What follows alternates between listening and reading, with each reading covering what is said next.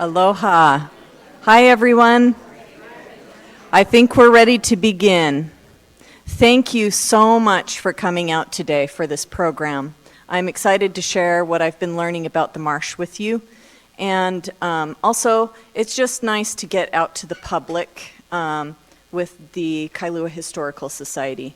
I'm going to try to give an unusual history of Kawainui Marsh. This is not going to be like, this is just going to have a different energy to it. You'll see. But I'm going to cover it from a scientific and artistic viewpoint. And we're going to talk a little bit about what it would look like if you stood on one spot near the marsh and just watched the march of millions of years go by. What would happen to this amazing marsh that we all love? So first of all, I'm going to go way more back than this, but this is one of the many fun maps that we have from the Chamber of Commerce back in the day.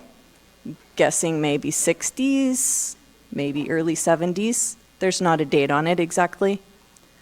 But we're going to go way further back, and I'm going to tell you a little bit about volcano lifespans. So, as you probably know, right now, the volcano, in fact, this morning was fountaining, making new land on the Big Island. And we have Lo'ihi to look forward to, which is the new island that is south of the Big Island that is starting to form. As you move up the chain, going towards the north, every island's a little bit older than the last island, which is super cool because you can see the life cycle of a volcano in front of your eyes in real time. If you go and you see how Maui doesn't have as much shape to their mountains because they haven't had the water carving into the mountains, we have that, but we don't have the deep, deep valleys of Kauai because they've had more millions of years to have rainfall carve away at the land and shape their island. And as you go up the chain, eventually you run into a series of atolls.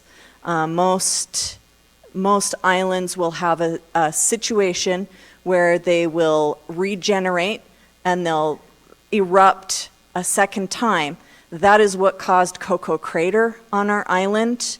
That is a second eruption. Also, part of the renewal is that K-Bay tuft cone. That is also a regeneration, a renewal of the volcano activity. Then it will move up the chain and it will slowly grind down and become a seamount once it falls below the level. And the coral's a little harder a lot of the time than the rock, so that's why you get those lagoons on the atolls before it totally plows down into the sea. So, interestingly enough, we are the site of one of the world's most amazing natural disasters that we can find in geological history. There's maybe one other that's equally impressive up around Norway somewhere, but we had a massive landslide, and it was Oahu that did this. All the islands have a tendency to finally become heavy and the rock brittle enough that parts of it crumble off and erode into the ocean, opening up that look that we have to each island where the windward side tends to have kind of a shape that it looks a little flatter on that side. And that's because of the wear and tear that the islands get. The wind is coming from that side. Well, we have a 146-mile wide and 21-mile long landslide that we have evidence of in the ocean. We can tell by the minerals. So this is a really bad mock-up. I did a painting of a box that has birds on it next to target. And this was my alternate design, but I didn't have anything that depicted Kawainui when it was a shallow bay. So I guess I better get painting. But basically, this is sort of what it would have maybe looked like with the mountains that we know more or less. This was only thousands of years ago, not millions, so the mountains would have looked pretty similar. We would have had a lot of lolu palms, however. There's been a lot of loss of those over time. This entire area would have been covered in them. That would have been the main kind of tree throughout most of Kailua. We would have a lot of ohia. But eventually what happened is when the caldera collapsed in, it became a shallow bay and the salt water rushed in, and the sharks, it was a nursery for sharks, just like Kaneohe Bay is now. Lots of the same kind of sharks. But now it has become a marshland. And the reason that it looks like this is because over time the vegetation has been filling it in. At one point, it would have been much more open. And this, we're talking about the time where the Polynesians would have been arriving. This would still have been lolu palms. And the marsh would have been open to the ocean. Because you could take a canoe, move it up through Ka'elepulu or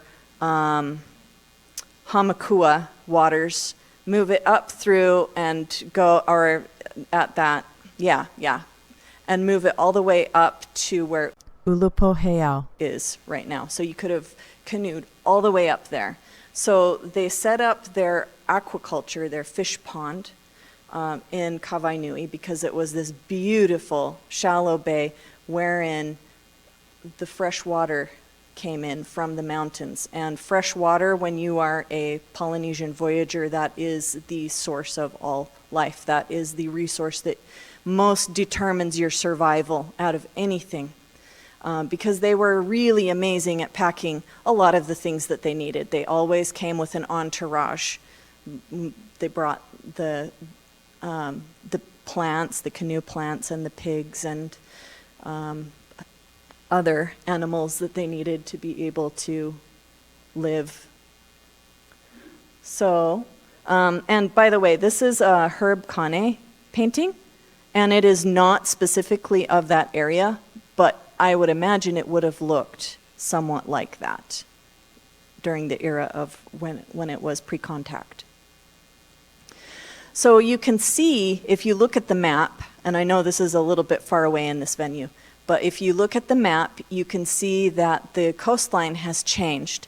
And that's because since then there has been a movement for making sure that we have enough land for all the people that wanted to live here. So there was a lot of filling in of land and changing of the coastlines and water flow differences from old times. And so I have a really old map that was from about contact time period, and a map from now that I pulled off of Google Maps from above with the satellite view, and you can compare and see that it is a different coastline. So this is a really nice painting. I love this plein air painter because he was working around at a time where none of us could have seen with our own eyes, and he had a beautiful sense of color, and he did a nice job of capturing the landscape. So this is Howard Hitchcock's painting of the beach area. And this is Ulupo heiau. So Kawainui Marsh is bordered by sacred places because it is a very special location with the fresh water and with the ability to have aquaculture and fish. And with the settlement, it attracted admiration and appreciation of certain spots, and Ulupo heiau was the largest of those sacred spots. It is a very large heiau and the largest of the grouping around the marsh. And you can see there's a picture from I can't read that. Thank you. 1890s at least, and then on the right is modern day, and you can see they've turned it into an ethnobotanical garden, whereas before, in this photo before, spoiler alert, there was a different crop growing in Kawainui. So here's a couple of let's take an art break for a moment here and just look at a couple of the beautiful paintings that people have made about the marsh. One of my goals in this is to show how much this marsh means to the art community and to just inspire people to appreciate how beautiful it is and how much it means to the community. It's by David Luchak and Tam Ramon and Beth Anderson. Some of you may know the people and the artists that have done these. They're all local. Frank Oliva, Dennis Daniel. This is all Ulupo heiau. area. There's a Mark Brown and Lynn Boyer. Now, we're going to move on to the next sacred spot. Now, it's not going to look as good as it did in this picture. They've cleaned this guy up and hurried and took a photo. But this is... Pahukini heiau. You might notice the word pahu in there for drum. Not a lot is known about this, Heiau. at least not in what I've been able to find. Now, there could be oral history that I haven't heard before, so someone may know a lot more about it than I do. But I do know that it's kind of sad because it's up by the dump and the quarry kind of area, you know, and it's not super well taken care of. It's off limits right now. It's really hard to get to. I don't know who's seen it in the last few years. This was taken in, I think, 2012 or something of that sort. And I'm surprised that it was in that good of condition at that point. I think plans to do something with it kind of fell through, and it's overgrown again, which is a shame. Now, this is holo makani, which means the running wind. Holo to run, and makani is wind. And this is along Kapa'a Quarry Road. It's also private property. I don't know who you would talk to if you wanted to see it in person. Somebody's going to know. I'm just not aware of who that would be. There was an area along more of the far side from where we've been talking. The side that's more next to the H3 area, where it comes and exits people down so that they can go and eventually catch the roads through town. That side had a quarry, and it was for making adzes and other stone tools. There was not metal here on the islands, and so there was never an opportunity for people to make tools out of any of the metals, but they were very good at making stone tools. And so this is a selection of adzes that were found in, or similar to the ones that were found there. So this is Na Pohaku o Hawahine, which I think is one of my I have a personal favorite. I love this spot. This is a place where there is a rock that looks like a giant lizard head, or a mo'o. For those of you who know what a mo'o is, I will try to explain. Oh, sorry. Yes, can you hear now? Sorry, I kind of got leaning back. Yeah. Okay, so I'm going to explain. Mo'o are like deities, guardians that watch over certain parts of the land, and they can shapeshift, and usually one of their forms is a giant lizard, which is super interesting because there aren't any lizards that are native to here. So this might have been some sort of ancestral memory from something they saw before coming here.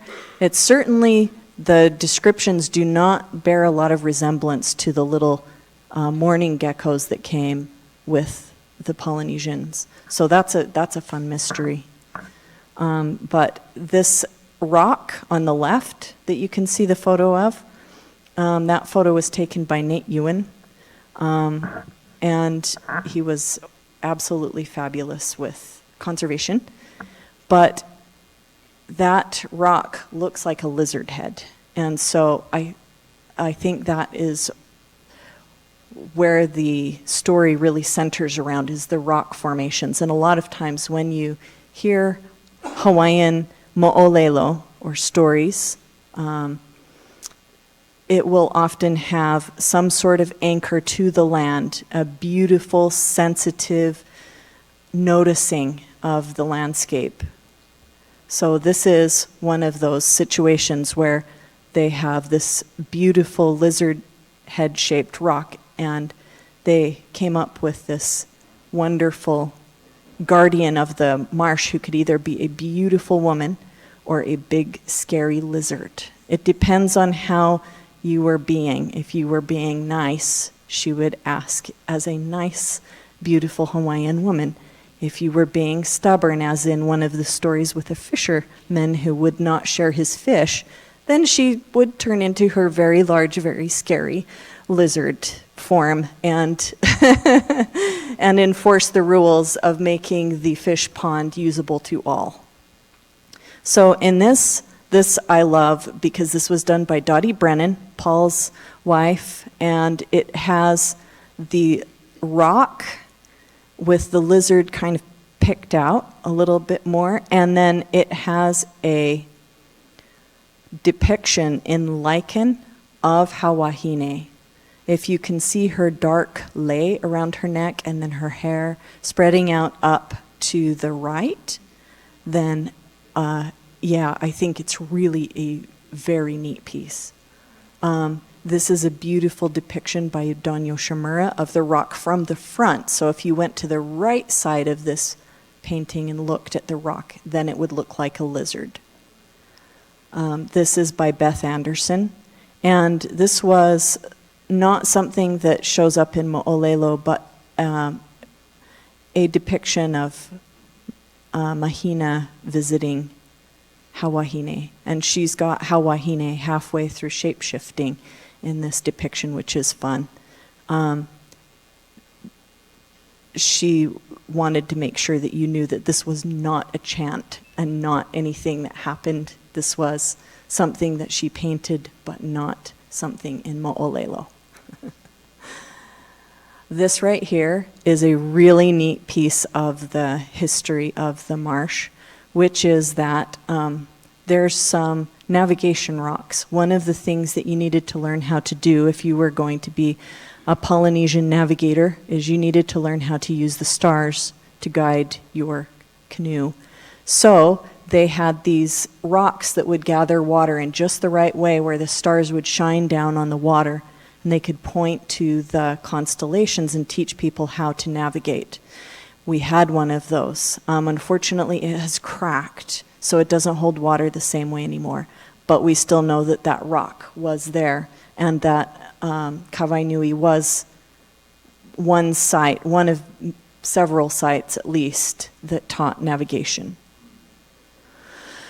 So here is a wonderful, another Howard Hitchcock painting of way back when.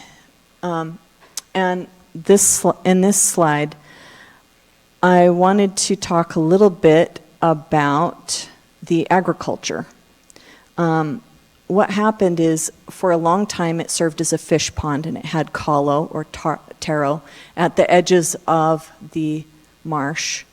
But as sickness came through, unfortunately, many people in the community died to the point where not enough people were alive to keep the pond in good working order. So it got a little overgrown. And unfortunately, at that point, it lost its advocacy, and it actually got drained. They decided to drain it and turn it into rice, agriculture for rice. This is the sad part of the presentation. I have this chant here that expresses how the Hawaiians felt about losing this fish pond. It was really hard because in some ways, yes, it was practical to turn it to rice, but it was just really heartbreaking to see the changes too. And they didn't really like rice very much at first, as you can see through this. So it got drained and planted in rice. And this is approximately, it was from approximately the 1890s or so up until maybe the 1930s. It was planted in rice, and it was very abundant and very productive. And that is where City Mill came from. It used to actually be a rice mill, and they used to grow rice here in Kawainui Marsh, and then they would haul it over with donkeys over the mountain to Honolulu to sell. So now you know why it's called City Mill.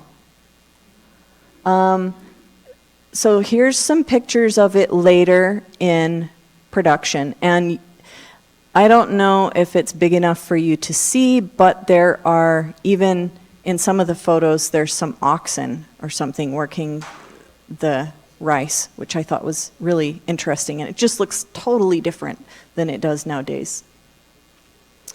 I did a painting project where I tried to find the same spot and paint it 100 and something years later, right? Because it was 1800s and then 2020. And what I found was, when I talked to Paul Brennan, I was like, I can't find this spot. Why can't I get the mountains and the Heiau. lining up? And he said, oh, well, there was extensive bulldozing and reshaping of that land. Oh, okay, well, that explains it. So I got as close as I could, and this is approximately the same spot, 100 and some odd years apart from each other, 1890s and 2020. It's interesting because actually, let me go back, there's prickly pear all over the place in this one, which is super interesting. And also, it looks like haulekoa, and that's what they said they were pulling out in great abundance when they finally got the permission to renew the Ulupo heiau area. So there was a Supreme Court case. They were thinking about sugarcane at that point. Sugarcane had become very large, and there were some farms over in Waimanalo, and they didn't have enough water to really do sugarcane. And since the lands were now in rice and only a little bit of taro, Irwin took them to court and sued to have water rights given to sugarcane, and he won, of course, because he was the more powerful. And that stopped rice. So, and to my knowledge, I think it also stopped the taro. We still have a lot of water running through Kawainui, but it's diverted even to this day, which helps Waimanalo actually be very productive. So eventually, around 1920s, another influence started coming in, and that is that Lanikai was built, and people started coming over from Honolulu side, seeking the beauty of the windward coast as a kind of a luxury retreat, second home situation. And so you started to get more settlement in. And at this point, this was kind of the last of the rice. They started growing instead things like papayas and bananas and sweet potato in the area.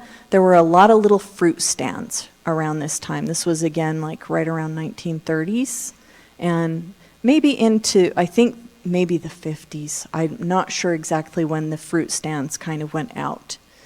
But here is a painting when it finally went back to nature after rice. You can see that William Twigg Smith did a painting and showed the lack of the rice. Also, there was an interesting era of history in Kawainui Marsh around the time of World War II. There was a lot of plane activity at that time. World War II really helped us get aviation down a lot but it was very dangerous. And so there were a lot of plane crashes around that World War II era. Hawaii went into martial law, and there were a lot of military trainings in various parts, and they even took over all of Monowili and made it a big training ground. And there were 2 crashes of planes. One is still in the water. It's over off of the Mokes, off of those islands in the water. You can still see it to this day. If you're a scuba diver or someone who snorkels and the visibility is good enough. There was also one that happened to go down in the marsh. And Paul Brennan found it during his archaeological gridding that he used to do. And he hunted down the pilot and returned a piece of the wing to the pilot. Both of the pilots in this case survived. It was the happy crashes. So after the war, there was a massive amount of new settlement into the area, and they needed to develop in order to allow for all the housing. So that's a time where there was a lot of land changes, probably the bulldozing that I was talking about was probably around this time with that area over around Ulupo. But they built a whole bunch of housing, and it was downstream from Kawainui. So at the first really, really, really big rainstorm, there's the view of how things were around this time. This was a little bit later than what I'm going to talk about, but you can see when you see this on the computer, you'll be able to see that Monowili is only beginning. It's not even, the upper estates aren't started, and the lower estates are only part the way built, and Enchanted Lake doesn't exist. It's pretty interesting to see the differences. So this is what happened. When they built all the houses downstream from Kawainui, then there was a massive, devastating flood that happened. And I believe this was around Christmas or New Year's. One of them was. There were 2 floods, I found out. And I just think it's incredible looking at these photos. One of my favorite reference points for seeing how bad this was, some really good bragging rights, is look at that classic car and how far the wheels are underneath the water. That's a lot of water. So this is what made them decide to build the levee. And this changed the flow of the water. And we have to be really careful with the flow of the water to this day, because it wasn't designed such that the water can easily flow. So I think they're still manually pumping things around and trying to get it to work sometimes. But the levee at least helps so that it doesn't flood. However, the problem was eventually the silt started to wash down, and plants, we have so many invasive plants that just do so well here. The weather is perfect, they don't have any predators, so they just grow and grow and grow, and it actually filled in like a big floating island. So if you drill down through Kawainui, you'll hit plant matter, then silt, then water, and then old sand. And that is how Kawainui is. It's still the fish pond, but filled in with a giant island of vegetation. And one of the things that they're doing with conservation these days is to keep it wetland for the birds. They're having to open up some of the parts of the vegetation so that it doesn't totally grow in and evict the beautiful endangered birds that we have in the marsh. So you'll see they're working on something, and I don't know exactly what they're doing in this phase, but I've seen some bulldozer action going on there. Anyway, these are some, this is a painting of that levee by Adriana Frank. And then I wanted to talk a little bit about the delicate state of the survival of this marsh. We're so lucky that it exists now, because it almost got turned into the site for a shopping center. It almost got turned into, they wanted to take a sewer line straight through the middle, and people signed petitions and got that shut down, and other development ideas. But eventually, they got the state to purchase a bunch of private land and put it into a conservation state. And it's because of the residents here that were before us that cared about the marsh that it's still here for us to enjoy.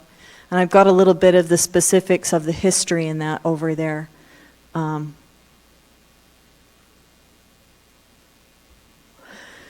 So now, Kawainui Marsh is our wonderful big floating mat of vegetation in the middle of the ancient bay. And there's still open water, and we have some of the most crazy endangered birds that I don't even know if you realize how few gallinule there are. Hawaiian gallinule, otherwise known as aleula. Those are actually pretty endangered. And they just walk along the side of the road, and I think to myself, don't step in the road, you know. We are so lucky to have these beautiful birds. We have coots, we have koloa, the native duck, and we have heiau, the stilt, the Hawaiian stilt. And here is a wonderful design by Beth Anderson celebrating it becoming a Ramsar wetland. So eventually, the community and many, many organizations banded together and got the paperwork through and got the approval for it to become a marsh of international importance. And I'll tell you why that is. Did you know that that's the biggest marsh in all of Hawaii? I'm talking Big Island. They don't have a bigger marsh than that. And that just blows my mind. But this is the largest, most important marsh in all of Hawaii. And so I think that is something that I appreciate more than ever before. This is a painting that I did of the marsh with coots. This is a fun one by Marianne Long with some of the non-native birds that live there. It's always fun to walk along the side of the levee and take your kids or your grandkids and show them the ducks. Here is an aerial view of Kawainui Marsh. It looks pretty much the same as this now. This was 1990s, and it hasn't changed a lot, and I think that's amazing and great. The difference is they've done some conservation work on it and opened up some water for the birds. So I think what I would like to have people take away from this is just an appreciation of how amazing this marsh is and what a gem we have in the middle of Kailua. It really is the heart of it and such an important ecosystem for making sure that the island works the way that it should, you know, with the supporting native wildlife. And we're going to have to just make sure that we get in there and take care of invasive plants. We're beyond the point where we can just let it heal on its own. The invasive plants will eat it alive. So we really just need people to care and to be in support of the work that needs to be done to keep it the beautiful marsh that it is right now. Here is a wonderful painting by Kelly Fitzgerald showing the kids working on the kalo patches. Here is a beautiful view, another Adriana Frank painting, just looking over at, those are probably cattle egrets flying over the marsh. This is by Jennifer Rothschild Bruns, and it's a beautiful view of the levee as you're walking. I just love how different the styles are on all of these paintings. Julian Sanderson, Leslie Fleming. There's one that I did that's the center panel of a triptych. There's by Suzanne Barnes, during the day, looking down from Ulupo towards the marsh. This is by Lynn Tang, who has done several beautiful paintings of the marsh as well. There's another Lynn Boyer, but this time she's looking down from Na Pohaku. This is a beautiful place to see the marsh, and you can hike to it. I don't know if you've noticed that little pull-off next to the Kapa'a Quarry Transfer Station. It's across the street from that and a little bit before if you're coming from Pali Highway. But you can actually walk along that trail, and it's not too hard, and it is beautiful. This is by Marilyn Leupold. There's Sherry McKellar's take on the marsh. Lynn Tang again. Warren Stenberg. Joy Ritchie. That one's a collage, by the way. So it's done very similarly to that one of Hawaiian that Dottie Brennan did. They both are collage artists. Here's a pastel by Roger Tinius. This is Mark Brown's big, huge painting that got a leaf stuck in it, a couple of leaves. It was wet and he was painting outdoors and it got leaves stuck in it. One of Van Gogh's paintings has grasshoppers stuck in it. So this is by Warren Stenberg again, and now he's playing with color. So he's getting more expressive. Spencer Chang, he always does such a beautiful job. Susan Phillips did a watercolor. You can see the difference in the different mediums. Here's another beautiful pastel by Roger Tinius. This is showing the pampas grass, which although it's an introduced plant, it is a pretty spectacular show when it goes blooming. This is also by Spencer Chang, looking towards Konahuanui. Here's Suzanne Barnes at sunset. David Friedman. The left panel of the triptych that I painted. Warren Stenberg's Kawainui dusk tones. So again, he's playing with color and being expressive here. And that's it. That is the presentation. Did anyone have any questions? Oh, sure.